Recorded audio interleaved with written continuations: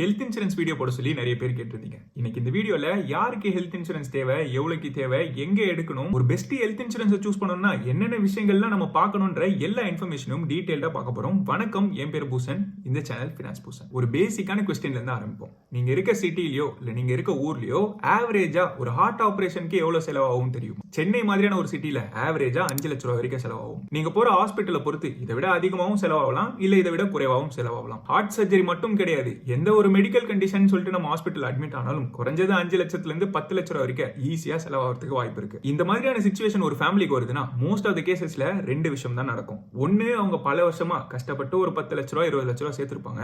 இந்த தொகை ஃபுல்லாவே இந்த எக்ஸ்பென்ஸுக்கு அவங்க செலவு பண்ற மாதிரி இருக்கும். அப்படி இல்ல அவங்க கிட்ட எந்த சேவிங்ஸும் கிடையாதுன்னா இந்த மெடிக்கல் எக்ஸ்பென்சஸ்க்கு ஹை இன்ட்ரெஸ்ட் கடன் வாங்குற மாதிரி இருக்கும். ஒன்னு கிரெடிட் கார்டை ஸ்வைப் பண்ணுவாங்க, இல்லனா அதிகமான வட்டிக்கு போய் கடன் வாங்குற மாதிரி இருக்கும். இந்த ரெண்டு கேஸ்லயுமே அவங்களோட பினான்சியல் ஃபியூச்சரே கம்ப்ளீட்டா ஸ்பாயில் இருக்கும். அவங்க சேவிங்ஸ்ல இருந்து செலவு பண்ணதுல அவங்க பாஸ்ட் தான பாதிக்கப்பட்டிருக்கும். இது எப்படி ஃபியூச்சர் அஃபெக்ட் பண்ணுன்னு கேட்டீங்கன்னா, அதை சேர்க்கறதுக்கு அவங்க 7-8 வருஷம் கஷ்டப்பட்டிருப்பாங்க. இன்னையில இருந்து இன்னும் ஒரு 7-8 வருஷம் சேர்த்தாதான் அதே 10 லட்ச ரூபாய் மறுபடியும் அவங்களால சேர்க்க முடியும். இப்போ ஏற்கனவே இருந்த பணம் காம்பவுண்டிங்ல வளர்ந்து இருந்ததுன்னா அது டபுள் மடங்கா இருக்கும். சோ தட் அவங்களோட ஃபியூச்சர் இன்னுமே செக்யூரா இருந்திருக்கும். இந்த காம்பவுண்டிங்கோட எஃபெக்டையும் அவங்க இழந்துடுறாங்க, அவங்களோட ஃபியூச்சர் பினான்சஸையும் ஸ்க்ரூ பண்ற மாதிரி ஆயிடும். இந்த மாதிரியான சிச்சுவேஷன் அவாய்ட் பண்றதுக்கு தான் ஒரு ஹெல்த் இன்சூரன்ஸ் கட்டாயமா தேவைப்படுது. உங்களுக்கு இந்த 10 லட்ச ரூபாய் 20 லட்ச ரூபாய் ஒரு பெரிய செலவே கிடையாது. ஏற்கனவே இதை விட அதிகமா சேர்த்திருக்கேன்னா உங்களுக்கு மோஸ்டா ஹெல்த் இன்சூரன்ஸ் தேவை கிடையாது. இந்த மாதிரியான சிச்சுவேஷன்ஸ்ல நம்ம கிட்ட ஒரு ஹெல்த் இன்சூரன்ஸ் இருந்ததுன்னா மாசம் மாசம் ஏதோ ஒரு குறைவான பிரீமியம் கட்டிட்டு வந்திருப்போம். இப்போ இந்த 10 லட்ச ரூபாய் 15 லட்ச ரூபாய்க்கு ஏதாவது ஒரு செலவு வருதுன்னா அதை அந்த ஹெல்த் இன்சூரன்ஸை கவர் பண்ணிடும். நம்ம கிட்ட இருந்து எந்த காசுமே போகாம இருந்திருக்கும். இப்போ ஒரு ஹெல்த் இன்சூரன்ஸ் எடுக்க போறீங்கன்னா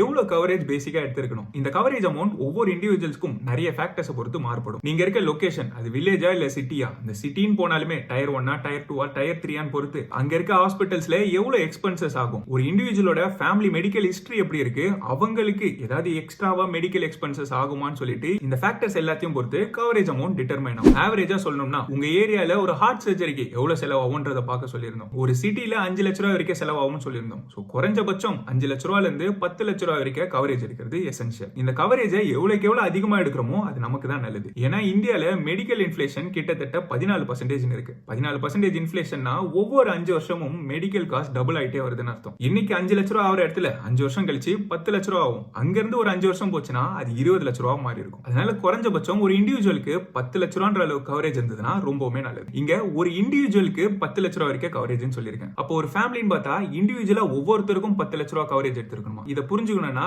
இண்டிவிஜுவல் வெர்சஸ் ஃபேமிலி ஃப்ளோட்டர் பிளான்னா என்னன்னு தெரிஞ்சுப்போம். இப்போ ஒரு மொத்த ஃபேமிலியும் கவர் பண்ணி ஒரே பாலிசியில போட்டோம்னா இதை ஃபேமிலி ஃப்ளோட்டர் பிளான் சொல்லுவாங்க. உதாரணத்துக்கு 10 லட்ச ரூபாய்க்கு ஒரு ஃபேமிலி ஃப்ளோட்டர் பிளான் எடுத்திருக்கீங்கன்னா அந்த ஃபேமிலியில 4 பேர் இருக்காங்கன்னு அசியூம் பண்ணிப்போம். இந்த 4 பேருக்கும் சேர்த்து ஒரு வருஷத்துக்கு 10 லட்ச ரூபாய் வரைக்கும் கவரேஜ் கிடைக்குதுன்னு. ஒருவேளை அந்த ஃபேமிலியில யாரோ ஒருத்தருக்கு ஏதோ ஹாஸ்பிட்டல் எக்ஸ்பென்சஸ் ஆகுது, அதுவே கிட்டத்தட்ட 7 லட்ச ரூபாய்க்கு ஆயிடுச்சு. இப்போ மீதி 3 லட்ச ரூபாய் இருக்குல்ல, இந்த 3 லட்ச ரூபாய் தான் இந்த மொத்த ஃபேமிலிக்கும் அந்த மொத்த இயருக்குமே கவர் பண்ணும். இதுக்கு ஆல்டர்னேட்டிவா ஒவ்வொருத்தர்கிட்டயும் இண்டிவிஜுவல் பிளான் இருந்ததுன்னா ஒவ்வொருத்தருக்கும் தனியா 10 லட்ச ரூபாய் கவரேஜ் கிடைச்சிருக்கும். ஆனா அந்த மாதிரி 4 இண்டிவிஜுவல் பிளான் எடுத்தோம்னா யூசுவலா அதிகமான பிரீமியம் நம்ம மொத்தமா கட்டுற மாதிரி இருக்கும். இங்க ஃபேமிலி ஃப்ளோட்டருக்கு அந்த கம்பைன் பிரீமியம் கூட கம்பேர் பண்ணும்போது குறைவான பிரீமியம் கட்டுற மாதிரி இருக்கும். ஆனா ஒரு ஃபேமிலிக்கு மொத்தமாவே 10 லட்ச ரூபாய் தான் கவரேஜ்ன்றது ரொம்பவுமே குறைவான கவரேஜ். இந்த கேஸ்ல ஒரு 20-25 லட்ச ரூபாய் வரைக்கும் எடுத்துக்கலாம். சோ ஆவரேஜா பார்த்தா ஆளுக்கு 5 லட்ச ரூபாய்ன்ற அளவுக்கு கவரேஜ் இருந்திருக்கும். ஃபேமிலி ஃப்ளோட்டர் பிளானோட பிரீமியம் அந்த பாலிசில இருக்கிறதுல எல்டஸ்ட் பர்சனும் அவங்களோட ப்ரீ எக்ஸிஸ்டிங் டிசீசஸ் எல்லாம் கன்சிடர் பண்ணி அதை பொறுத்து தான் பிரீமியம் டிசைட் பண்ணப்படும். நம்ம பார்த்த உதாரணத்துல அந்த ஃபேமிலி ஃப்ளோட்டர்ல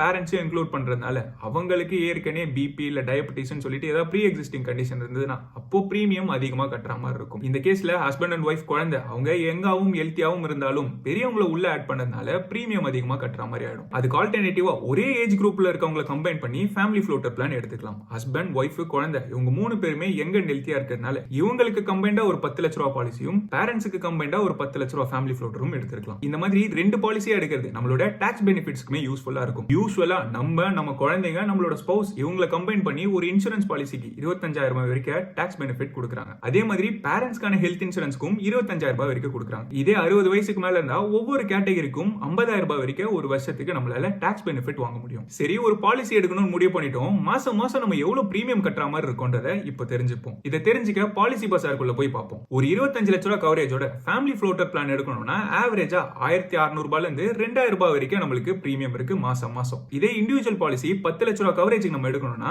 ஆவரேஜா மாசத்துக்கு 600 ரூபாயில இருந்து 1000 ரூபாய் வரைக்கும் நமக்கு பிரீமியம் ஆகும். சரி, ஹெல்த் இன்சூரன்ஸ் யார் எடுக்கணும், எவ்வளவுக்கு எடுக்கணும்ன்றத தெரிஞ்சுக்கிட்டோம். இதை எப்ப எடுத்தா கரெக்டா இருக்கும்? உங்க வீட்டுல ஏஜ் ஏஜிங் பேரண்ட்ஸ் இருக்காங்கன்னா, அதுவும் 60 வயசு கீழே இருக்காங்கன்னா அவங்களுக்கு இமீடியட்டா எடுக்கிறது ரொம்பவுமே அவசியம். ஏன்னா 60 வயசை தாண்டிட்டா நிறைய இன்சூரன்ஸ் கம்பெனிஸ் அவங்களுக்கு பாலிசிஸே கொடுக்க மாட்டாங்க. அது மட்டும் இல்லாம ஏஜிங் பேரண்ட்ஸ்க்கு ஆல்ரெடி ப்ரீ எக்ஸிஸ்டிங் டிசீசஸ் இருக்கும். இந்த ப்ரீ எக்ஸிஸ்டிங் டிசீசஸ்க்குலாம் 3 வருஷம் 2 வருஷம் சொல்லிட்டு ஒரு வெயிட்டிங் பீரியட் போட்டிருப்பாங்க. நீங்க இமீடியட்டா போய் எடுத்தீங்கன்னா அந்த வெயிட்டிங் பீரியடை நீங்க சீக்கிரமா கடந்துடலாம். அது வயசான பேரண்ட்ஸ்க்கு மட்டும் கிடையாது. யங் அண்ட் ஹெல்த்தியா ஒரு ஃபேமிலி இருந்ததுனாலும் இன்னைக்கே அவங்க எடுக்கிறதுனால அவங்களுக்குன்னு சொல்லிட்டு எதுவும் மெடிக்கல் கண்டிஷன்ஸ் இருக்காது. அந்த மெடிக்கல் கண்டிஷன்ஸ் எதுவும் இல்லாம இருந்தா அவங்களோட பிரீமியம் குறைவா இருக்கும். ஒருவேளை 5-6 வருஷம் கழிச்சு எடுத்து அப்போ நம்மளுக்கு புதுசா ஏதாவது மெடிக்கல் கண்டிஷன் வந்ததுன்னா அதுக்கு தேவையில்லாம அதிகமான பிரீமியம் கட்டுற மாதிரி இருக்கும். இன்னும் நிறைய கேஸ்ல சில ப்ரீ எக்ஸிஸ்டிங் டிசீசஸ்க்கு இன்சூரன்ஸே கிடைக்காம போறதுக்கும் வாய்ப்பு இருக்கு. அதனால எப்போ ஒருத்தர் பாலிசி எடுக்கணும்ன்ற கேள்விக்கு இமீடியட்டா இப்பவே எடுக்கிறது தான் கரெக்டான டிசிஷன்ன்றது தான் பதில். நிறைய பேருக்கு அவங்க வேலை செய்யற இடத்துல கார்ப்பரேட் பாலிசின்னு சொல்லிட்டு கொடுத்துருப்பாங்க. இதை வச்சு அவங்களையும் அவங்க ஃபேமிலியும் அவங்க கவர் பண்ண முடியும்னு சொல்லியிருப்பாங்க. இந்த கேஸ்ல நான் பாலிசி எடுக்கணுமான்ற கேள்வி நிறைய பேருக்கு இருக்கும். இப்போ இதுக்கு ஒரு ரியல் லைஃப் எக்ஸாம்பிள் எடுத்துப்போம். என்னோட க்ளோஸ் ஃப்ரெண்ட் ஒருத்தன், அவனுக்கு கிரிட்டிக்கல் இல்னஸ் டயக்னைஸ் பண்ணிருக்காங்க. இதுக்கு மாசம் 1.5 லட்ச ரூபான்ற அளவுக்கு அவனுக்கு ட்ரீட்மெண்ட் ஆயிட்டு வரும். அதை தொடர்ந்து 12 மாசத்துக்கு அவன் எடுக்கிற மாதிரி இருந்தது. அந்த 12 மாசமும் அவனால வேலைக்கு போக முடியாத சூழ்நிலை.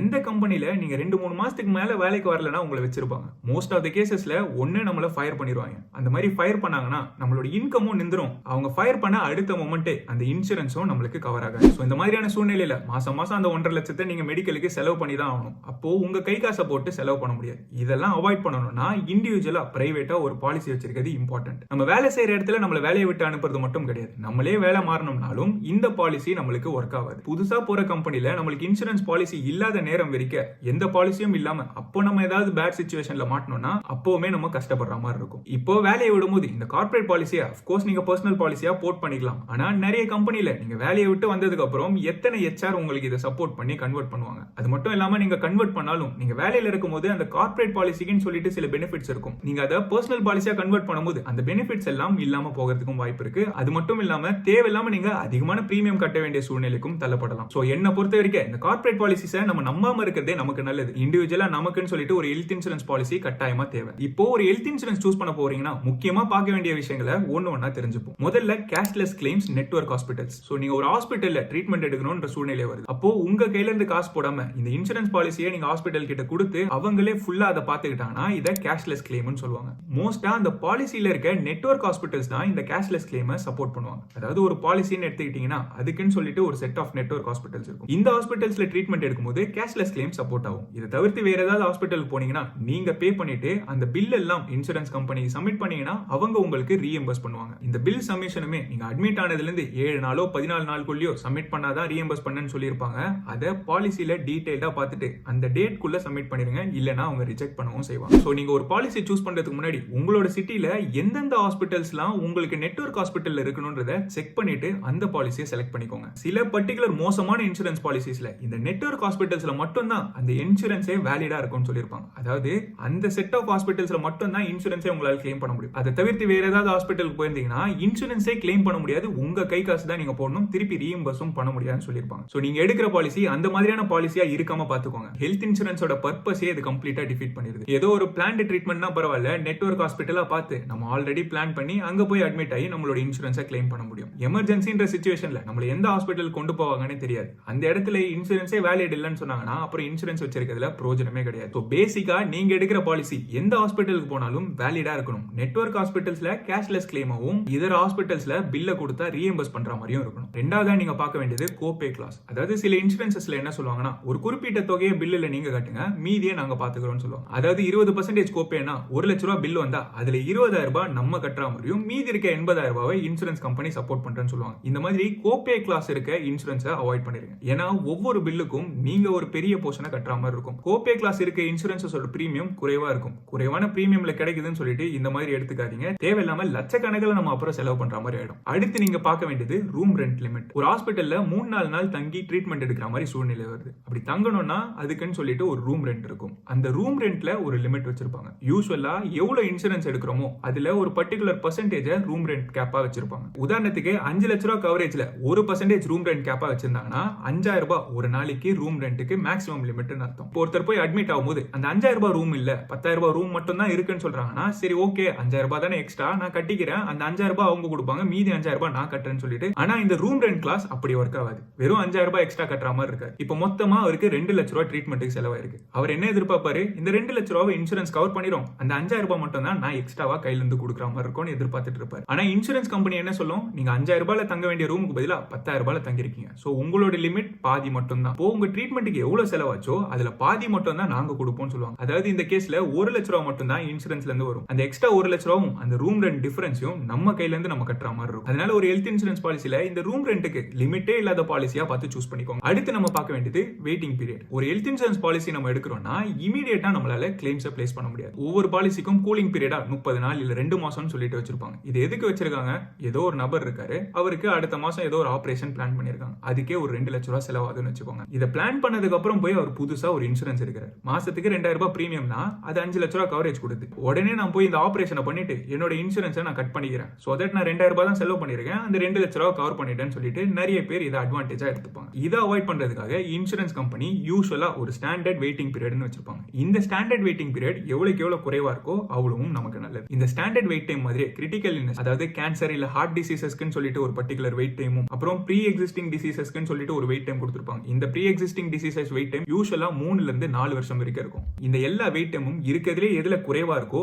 அந்த மாதிரியான பாலிசியை நம்ம சூஸ் பண்ணணும். இப்போ கிரிட்டிக்கல் இல்னஸ் இல்ல ப்ரீ எக்ஸிஸ்டிங் ஒரு குறிப்பிட்ட பீரியட் மட்டும் தான் வெயிட் டைம் இருந்தது, அதுக்கப்புறம் எப்படியா இருந்தாலும் இன்சூரன்ஸ்ல அதை கவர் பண்றேன்னு சொல்லிட்டாங்க. ஆனா சில விஷயத்தை கம்ப்ளீட்டா எக்ஸ்க்ளூட் பண்ணிருப்பாங்க. இதுதான் பெர்மனன்ட் எக்ஸ்க்ளூஷன்ஸ் சொல்லுவாங்க. இதுல யூசுவலா காஸ்மெட்டிக் இல்ல டென்டல், விஷன் இந்த மாதிரியான ட்ரீட்மெண்ட் இல்ல இங்கிலீஷ் மெடிசன் இல்லாம சித்தா, ஆயுர்வேதான்னு சொல்லிட்டு ஆல்டர்னேட்டிவ் மெடிசன் எடுக்கணும்னு இருந்தீங்கன்னா அதையுமே நிறைய பாலிசிஸ் எக்ஸ்க்ளூஷன்ஸ்ல வச்சிருப்பாங்க. அது மட்டும் இல்லாம டேஞ்சரஸ் ஆக்டிவிட்டீஸ்ல இன்வால்வ் ஆகி அதுக்கு மெடிக்கல் எக்ஸ்பென்ஸ் ஆனாலோ இல்லனா செல்ஃப் இன்ஃப்ளிக்டட் இன்ஜுரிஸ் இந்த மாதிரியான விஷயங்கள் எல்லாம் பெர்மனன்ட் எக்ஸ்க்ளூஷன்ஸ்ல இருக்கும். இது கூடவே நான் மெடிக்கல் எக்ஸ்பென்சஸ் சொல்லிட்டு ரெஜிஸ்ட்ரேஷன் சார்ஜ், அட்மிஷன் சார்ஜ்னு சொல்லிட்டு அதையுமே எக்ஸ்க்ளூட் பண்ணிடுவாங்க. சோ ஒரு பாலிசியை வாங்குறதுக்கு முன்னாடி எதெல்லாம் எக்ஸ்க்ளூட் ஆயிருக்கும்ன்றது தெரிஞ்சுக்கிட்டா நம்ம ப்ரிப்பேர்டா இருக்கலாம். அடுத்து நம்ம பார்க்க வேண்டியது ரெஸ்டரேஷன் ஆஃப் கவரேஜ். இத ஒரு எக்ஸ்ட்ரா அட்வான்டேஜ்னே சொல்லலாம். உதாரணத்துக்கு ஒரு பாலிசி எடுத்திருக்கீங்க, 10 லட்ச ரூபாய் வரைக்கும் கவரேஜ். அந்த 10 லட்ச ரூபாய் ஒரு வருஷத்துக்குள்ள ஃபுல்லா எக்ஸாஸ்ட் ஆயிருச்சுன்னா சில பாலிசிஸ்ல ரெஸ்டரேஷன் ஆஃப் கவரேஜ்னு சொல்லி கொடுப்பாங்க. அதாவது இந்த 10 லட்ச ரூபாய் மொத்தமா கிளைம் பண்ணிட்டோம்னா புதுசா ஒரு 10 லட்ச ரூபாய் நமக்கு ஆட் பண்ணிருப்பாங்க. சோ தட் அந்த வருஷத்துல இன்னும் ஒரு 10 லட்ச ரூபாய்க்கு நம்மளால கிளைம் பண்ண முடியும். இந்த ரெஸ்டரேஷன் ஆஃப் கவரேஜ் யூசுவலா ஃபேமிலி ஃப்ளோட்டர் பிளான்ஸ்க்கு ரொம்பவே யூஸ்ஃபுல்லா இருக்கும். இதெல்லாம் தாண்டி இன்னும் அடிஷனல் பெனிஃபிட்ஸா பார்க்கணும்னா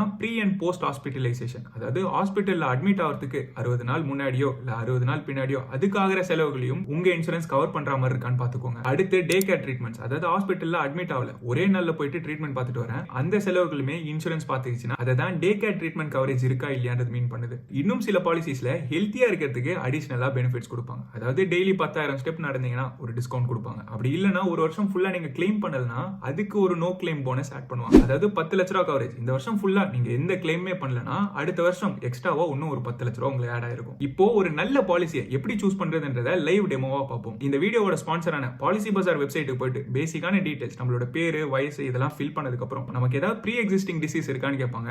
எதுவும் இல்லனா இல்லன்னு கொடுத்துருங்க, இருக்குனா இருக்குனே கொடுத்துருங்க. சோ தட் நாளைக்கு நம்ம பண்ற கிளைம்ஸ் ரிஜெக்ட் ஆகாம இருக்கும். இப்போ இங்க 10 லட்ச ரூபாய்க்கான இண்டிவிஜுவல் பாலிசியை பார்த்துட்டு இருக்கோம். 800 ரூபாயில இருந்து 1200 ரூபாய் வரைக்கும் மாசம் மாசம் பிரீமியம் கட்டுற மாதிரி இருக்கு. இதுல ஒரு நல்ல பாப்புலரான சாய்ஸ்னா நிவா பூப்பா இன்சூரன்ஸ். இதோட ஃபீச்சர்ஸ் ஒண்ணா போய் பார்ப்போம். இந்த இன்சூரன்ஸ் 3 மாசத்துல 100% கிளைம்ஸ் பே பண்ணிருக்காங்க. இதுல ரூம் ரெண்ட் லிமிட் கிடையாது, கவரேஜோட ரெஸ்டரேஷனும் மல்டிபிள் டைம்ஸ் அலோட், கூடவே ரெனியூவல் போனஸ் கொடுத்திருக்காங்க. அதாவது ஒரு வருஷம் ஃபுல்லா வச்சுட்டு அடுத்த வருஷம் நீங்க ரெனியூ பண்றீங்கன்னா எக்ஸ்ட்ராவா உங்களுக்கு 10 லட்ச ரூபாய் கவரேஜும் கொடுக்குறாங்க. இந்த இன்சூரன்ஸ்ல 10,000க்கும் மேற்பட்ட கேஷ்லெஸ் ஹாஸ்பிட்டல்ஸ் இருக்கு. இப்போ சென்னை சிட்டி மட்டும் செக் பண்ணோம்னா அங்கேயே 360க்கும் மேற்பட்ட கேஷ்லெஸ் ஹாஸ்பிட்டல் சப்போர்ட் பண்றாங்க. கோபே கிளாஸும் கிடையாது, 100% இன்சூரன்ஸே கவர் பண்ணிரும், நம்ம எதுவும் பே பண்ணணும்ன்ற அவசியம் கிடையாது. ப்ரீ ஹாஸ்பிட்டலைசேஷன், போஸ்ட் ஹாஸ்பிட்டலைசேஷனும் சப்போர்ட் பண்றாங்க. ஸ்டாண்டர்ட் வெயிட்டிங் பீரியட் 30 நாள், ப்ரீ எக்ஸிஸ்டிங் டிசீசஸ்க்கு 4 வருஷம் வெயிட்டிங் பீரியட் போட்டுருக்காங்க. 4 வருஷம்ன்றது கொஞ்சம் அதிகம் தான், 2 வருஷம் இல்ல 3 வருஷம் இருந்ததுன்னா இன்னும் பெட்டரா இருந்திருக்கும். இப்போ ஒரே ஒரு பாலிசி மட்டும் தான் பார்த்தோம். எல்லா பாலிசி கூடயும் நம்மளோட செக்லிஸ்ட் எல்லாம் வச்சு ஃபில்டர் பண்ணி கம்பேர் பண்ணி பார்க்கலாம். ரூம் ரெண்ட்டுக்கு எந்த லிமிட்டும் இருக்கக்கூடாது, 3 வருஷம் pre existing wait time, pre post ஹாஸ்பிட்டலைசேஷனும் ரெஸ்டரேஷன் பெனிஃபிட்ஸும் இருக்கணும். அது மட்டும் இல்லாம இன்சூரன்ஸை போர்ட் பண்ணவும் விடணும். இந்த போர்ட்டிங்ன்றது ஒரு இன்சூரன்ஸ்ல இருந்து அந்த பெனிஃபிட்ஸ் எல்லாம் அடுத்த இன்சூரன்ஸ்க்கு அப்படியே மூவ் பண்றது. அதாவது ஒரு இன்சூரன்ஸ் எடுத்து 3-4 வருஷம் அதுலயே இருந்திருக்கும், அதனால நம்மளோட ப்ரீ எக்ஸிஸ்டிங் டிசீஸ் அந்த வெயிட் டைம் எல்லாமே முடிஞ்சிருக்கும். இப்போ புதுசா ஒரு இன்சூரன்ஸ் எடுத்தோம்னா அதுல திருப்பியும் போய் ப்ரீ எக்ஸிஸ்டிங் டிசீஸ்க்கு வெயிட் பண்ற மாதிரி இருக்கும். ஆனா ஆல்டர்னேட்டிவா புதுசுக்கு போர்ட் பண்ணிருந்தீங்கன்னா இந்த பெனிஃபிட்ஸை அதுக்கு டிரான்ஸ்ஃபர் பண்ற மாதிரி இருக்கும். இதுதான் போர்ட்டபிலிட்டி. இதையுமே சூஸ் பண்ணிப்போம். இப்போ இங்க HDFC நிவா பூப்பா ஸ்டார் ஹெல்த்னு சொல்லிட்டு 3 பிளான் வந்திருக்கு. அந்த 3 பிளானோட ப்ரோஸ் அண்ட் கான்ஸ் எல்லாத்தையுமே நம்மளால இங்க பார்க்க முடியும். எதுக்கு அதிகமான கேஷ்லெஸ் ஹாஸ்பிட்டல்ஸ் இருக்கு, ரெஸ்டரேஷன் கவரேஜ் பெனிஃபிட்ஸ் எப்படி இருக்கு, ரெனியூவல் போனஸ் இருக்கா, ஃப்ரீ ஹெல்த் செக்அப் இருக்கான்னு சொல்லிட்டு எல்லா ப்ரோஸையும் நம்மளால பார்க்க முடியும். சோ பாலிசி பஜாரை யூஸ் பண்ணி உங்களோட ஹெல்த் இன்சூரன்ஸை நீங்க சூஸ் பண்ணிக்கலாம். லிங்க் கமெண்ட்ஸ்ல டிஸ்கிரிப்ஷன்லயும் கொடுத்திருக்கேன். அதை கிளிக் பண்ணி பாலிசி பஜார்ல போயிட்டு ப்ராப்பரா கம்பேர் பண்ணி உங்களோட பாலிசியை நீங்க சூஸ் பண்ணிக்கலாம். இப்போ முக்கியமா ஒரு கேள்வி இருக்கும். நான் இன்சூரன்ஸ்லாம் எடுத்துட்டேன், நான் கிளைம் பண்ண போறேன். என்னோட இன்சூரன்ஸ் கம்பெனி அதை ரிஜெக்ட் பண்ணிச்சுன்னா நான் யாரை கான்டாக்ட் பண்றது? பாலிசி பஜார் மூலமா எடுத்தீங்கன்னா 100% கிளைம் கேரண்டி பண்றாங்க. ஜென்யூனா சப்மிட் பண்ற எல்லா கிளைமுமே பாலிசி பஜார் சப்போர்ட் பண்ணி